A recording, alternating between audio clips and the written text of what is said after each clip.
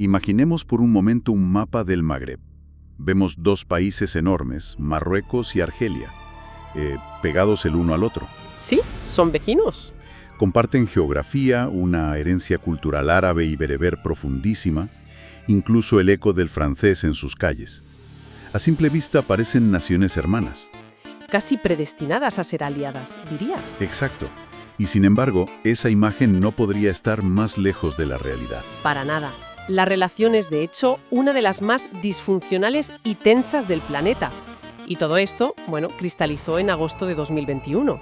Ahí fue el momento clave. Ahí fue cuando Argelia, de forma unilateral, cortó por lo sano y rompió todas las relaciones diplomáticas con Marruecos. Un portazo en toda regla. Un portazo que, como bien describen las fuentes que manejamos, es la culminación de décadas de lo que se ha llamado uno de los conflictos más tóxicos del mundo.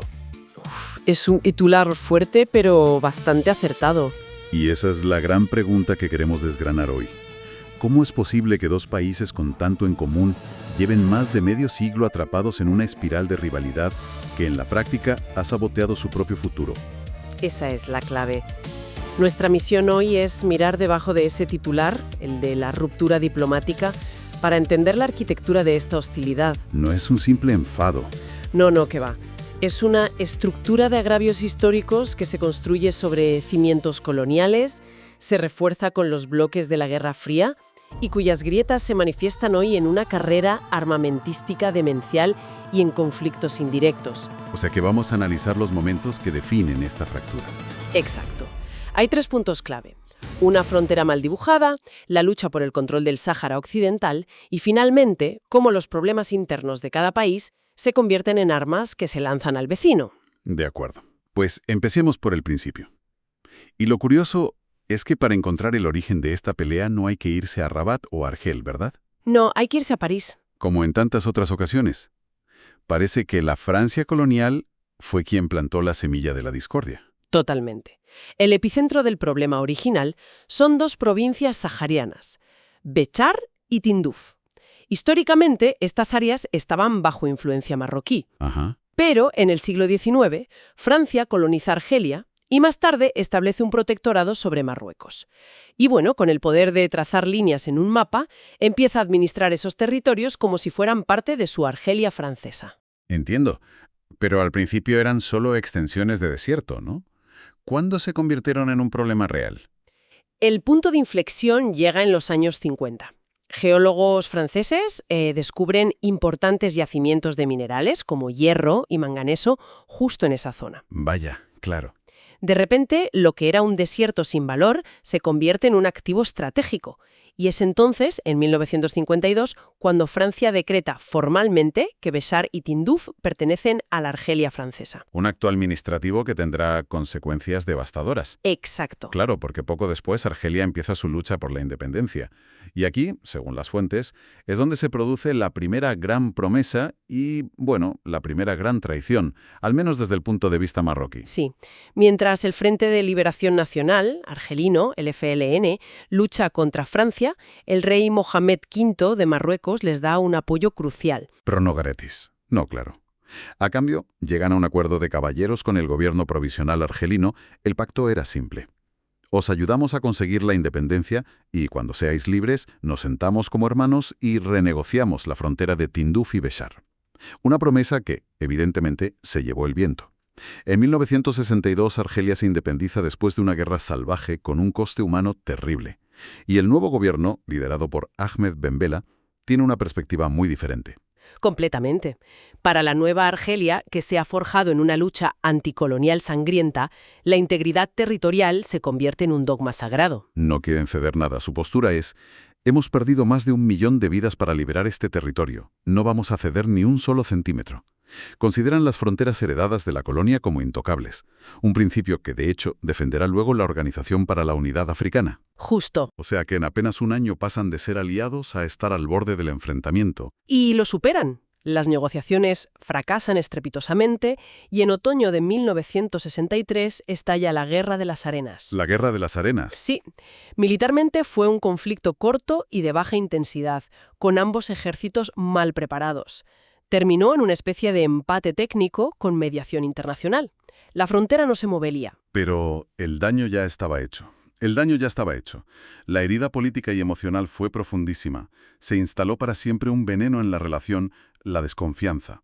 Y supongo que en ese ambiente de desconfianza mutua, la Guerra Fría fue como echarle gasolina al fuego, ¿no? Totalmente. La disputa pasa de ser un asunto de mapas a un choque de ideologías casi. Es la evolución natural del conflicto. El mundo se parte en dos bloques y ellos, casi por necesidad, eligen bandos opuestos. Marruecos es una monarquía alauí con siglos de historia, conservadora, que busca estabilidad. Y se alinea de forma natural con Estados Unidos y el bloque occidental. Exacto. Mientras que Argelia es todo lo contrario. Nace como una república revolucionaria, socialista, tercermundista. Su ADN es la lucha anticolonial, así que su lugar en el mundo está junto a la Unión Soviética, Cuba y otros movimientos de liberación nacional. De repente, la frontera entre ellos no es solo una línea en el desierto. No, es una falla tectónica ideológica. Vaya. Y lo fascinante aquí es cómo esa falla tectónica encontró el lugar perfecto para provocar un terremoto. Y ese lugar fue el Sáhara Occidental. El gran tema. El gran tema. El año clave es 1975. España, con Franco agonizando, cede a la presión internacional, a la famosa Marcha Verde marroquí, y decide abandonar su última colonia africana. Espera un momento que caiga en una cosa. O sea que Argelia, que se ve a sí misma como una potencia regional, no tiene una salida directa al Atlántico. Nunca había pensado en eso. Has dado en el clavo. De repente, el Sáhara Occidental pasa de ser un desierto a ser la joya de la corona geoestratégica.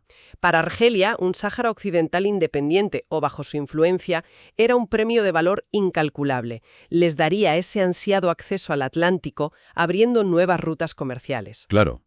Y sobre todo, les permitiría flanquear a Marruecos y romper su control sobre el estrecho de Gibraltar. Era la pieza que necesitaban para consolidar su aspiración de ser la potencia hegemónica del Magreb. Y claro, Marruecos ve ese mismo territorio como parte irrenunciable de su gran Marruecos histórico. El choque era inevitable. Inevitable y casi inmediato. En cuanto España se retira, Marruecos se anexiona la mayor parte del territorio. La reacción de Argelia no es enviar a su ejército, sino jugar una partida más larga e inteligente. ¿Qué hacen? Acogen en su territorio, en Tinduf precisamente, a los refugiados saharauis y empiezan a financiar, armar y entrenar a su guerrilla independentista, el Frente Polisario. Comienza la famosa guerra indirecta, la Proxy War. Una guerra de desgaste terrible que duró 16 años. El Polisario, operando desde sus bases seguras en Argelia, lanzaba ataques de guerrilla contra el ejército marroquí. Y Marruecos respondió construyendo un muro, ¿no? Sí, un muro de arena y minas de más de 2.700 kilómetros, el más largo del mundo, para proteger las zonas que controlaba. Increíble. Finalmente, en 1991, la ONU consiguió un alto el fuego con la promesa de un referéndum de autodeterminación. Que nunca se ha celebrado. ¿Que nunca se ha celebrado? Y el resultado hoy es un conflicto congelado. Marruecos controla de facto el 85% del territorio, la zona rica en fosfatos y con acceso al mar, donde ha invertido miles de millones. Y el Polisario controla una franja de desierto interior. Pero la disputa sigue ahí, emponzoñando cada aspecto de la relación. Hasta el punto de que en 1994, en un contexto completamente diferente, la frontera terrestre se cerró. Sí, y nunca más se ha vuelto a abrir. Argelia estaba en plena y sangrienta guerra civil contra grupos islamistas y acusó a Marruecos de apoyar a algunos de esos grupos. Y la respuesta fue sellar la frontera. Y así sigue, casi 30 años después. Entonces, ¿qué significa todo esto en la práctica? Significa una cicatriz de casi 2.000 kilómetros que separa a dos economías que podrían ser complementarias. Y sobre todo significa que han dedicado las últimas décadas a una carrera armamentística absolutamente demencial. las cifras que aportan las fuentes son para sentarse y reflexionar. Entre 2005 y 2015, en solo 10 años, Marruecos se gastó 48.000 millones de dólares en su ejército. 48.000 millones. Argelia, con los ingresos del gas y el petróleo, tiró la casa por la ventana. 58.000 millones de dólares. Madre mía. Y no estamos hablando de comprar rifles y camiones. Los juguetes, como los llama una de las fuentes, son de primer nivel. No, para nada. Marruecos ha comprado cazas F-16, tanques M1 Abrams, fragatas, incluso satélites espía. y Argelia ha respondido con submarinos de ataque rusos de la clase Kilo, capaces de lanzar misiles de crucero, y cazabombarderos de última generación como los Su-34 y Su-35. Es una locura. Y no es solo comprar por comprar. El análisis sugiere que hay dos doctrinas militares chocando. Marruecos busca una superioridad aérea y terrestre clásica, con los F-16 y los Abrams. Para proyectar fuerza. Exacto. Argelia, en cambio, parece apostar por una estrategia de negación de área, con submarinos, misiles antiaéreos, que podrían hacer que cualquier operación marroquí fuera extremadamente costosa. O sea, el objetivo no es la defensa. Es la disuasión. Es la anulación del otro. Es una lógica infantil, casi de patio de colegio. Me compro un juguete más grande que el tuyo, pero con misiles y submarinos, y con el futuro de casi 90 millones de personas en juego. Es desolador, sobre todo cuando ves el coste de oportunidad. Ahí está la verdadera tragedia. Cada dólar invertido en un caza es un dólar que no va a un hospital, a una escuela o a una carretera. Claro. Y la correlación es directa y cruel. Las fuentes citan datos del FMI que son un golpe de realidad. A pesar de sus recursos y su potencial, Marruecos y Argelia ocupan los puestos 125 y 109 en el ranking de PIB per cápita mundial. Están en la mitad inferior de la tabla. En la mitad inferior. Es decir, para que nos hagamos una idea, están gastando miles de millones en una hipotética guerra entre ellos, mientras una parte importante de su población vive con dificultades. Sí. Y lo más irónico es que toda su infraestructura, sus puertos, sus trenes, está diseñada para exportar a Europa, no para comerciar entre ellos. Exacto, no se miran el uno al otro. Si la frontera estuviera abierta, el comercio podría disparar su riqueza. Pero eligen seguir siendo más pobres por culpa del orgullo. Y esa vieja rivalidad se ha adaptado a los nuevos tiempos con una agilidad sorprendente. Saltemos al presente, a los acontecimientos que llevaron a la ruptura de 2021. En los últimos años, Marruecos ha jugado sus cartas de forma muy hábil en el tablero internacional. Sí, muy hábil. Consiguió un tanto diplomático gigantesco al normalizar sus relaciones con Israel a cambio de que la administración Trump de Estados Unidos reconociera oficialmente su soberanía sobre el Sahara Occidental. Para Argelia eso fue una puñalada. Claro. Mientras tanto, la situación interna en Argelia era mucho más convulsa. Muchísimo más. El régimen, la vieja guardia del FLN, se enfrentaba desde 2019 al Hirak, un movimiento de protesta popular masivo y pacífico que llegó a forzar la dimisión del presidente Bouteflika. O sea, el gobierno estaba debilitado, con una legitimidad interna muy cuestionada. Mucho. Y en ese contexto de debilidad interna argelina resurge otro conflicto latente: el movimiento por la autonomía, o incluso la independencia, de la región de la Kabila, una zona de fuerte identidad bereber. Y aquí es donde todas las piezas se encajan para la crisis final. El verano de 2021. Exacto. Unos incendios forestales terribles arrasan el norte de Argelia, afectando especialmente a la Kabila. La gestión del gobierno es muy criticada, hay protestas, y el régimen argelino necesita un culpable. Y lo encuentra al otro lado de la frontera, claro. Por supuesto. Argel lanza una acusación gravísima. Acusa a Marruecos no solo de estar detrás de los incendios, sino también de apoyar a los movimientos separatistas de la Kabila, a los que califica de organizaciones terroristas. Eso es. Pero a ver, ¿esa acusación tiene alguna base real? ¿Hay pruebas de que Marruecos estuviera quemando los bosques de la Kabila? Pruebas concluyentes, no. Las fuentes son claras en eso. Lo que sí es un hecho, y es público, es el apoyo diplomático y verbal de Marruecos a la causa de la autodeterminación del pueblo kabilio. Ah, vale. Y en este clima de tensión máxima, una declaración así es interpretada por Argel como una agresión directa, una amenaza a su integridad territorial. Es una simetría perversa. Argelia apoya a los separatistas del Sáhara. Y Marruecos responde apoyando a los separatistas de la Kabila. Es un conflicto de espejos. El Sáhara de Marruecos contra la Kabila de Argelia.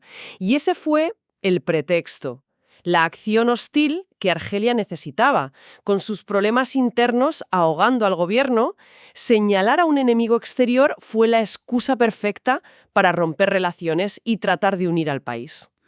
Y así se cierra el círculo. Un viaje de casi 60 años que empieza con unos mapas coloniales, se endurece en el Sáhara y explota por unas acusaciones de incendios y terrorismo. Es tremendo. Y tras la ruptura, las amenazas siguieron: cerrar el espacio aéreo, no renovar el contrato de un gasoducto clave que pasa por Marruecos para llevar gas a España. Gestos que, como dice una fuente, son recordatorios constantes de una vieja herida que vuelve a sangrar al menor roce. La conclusión es realmente desoladora. La historia de Argelia y Marruecos es un caso de estudio de cómo los agravios del pasado, cuando se instrumentalizan políticamente y se alimentan con ambición geopolítica, pueden secuestrar el futuro de generaciones enteras. La gran paradoja. Es la gran paradoja de dos naciones hermanas con un potencial inmenso para prosperar juntas, pero que siguen eligiendo la lógica del conflicto del siglo XX en lugar de la cooperación que exige el siglo XXI. Y eso nos deja con una última reflexión. Ambos países se enfrentan a desafíos existenciales que son idénticos: el cambio climático que avanza, un desempleo juvenil altísimo que genera frustración, la necesidad urgente de diversificar sus economías. ¿Los mismos problemas? Sí. Teniendo todo esto en cuenta, ¿qué tendría que pasar, qué tipo de catástrofe o qué nueva generación de líderes haría falta para que en Argel y en Rabat decidan por fin que el coste de mantener viva esta rivalidad es infinitamente mayor que cualquier beneficio que puedan imaginar?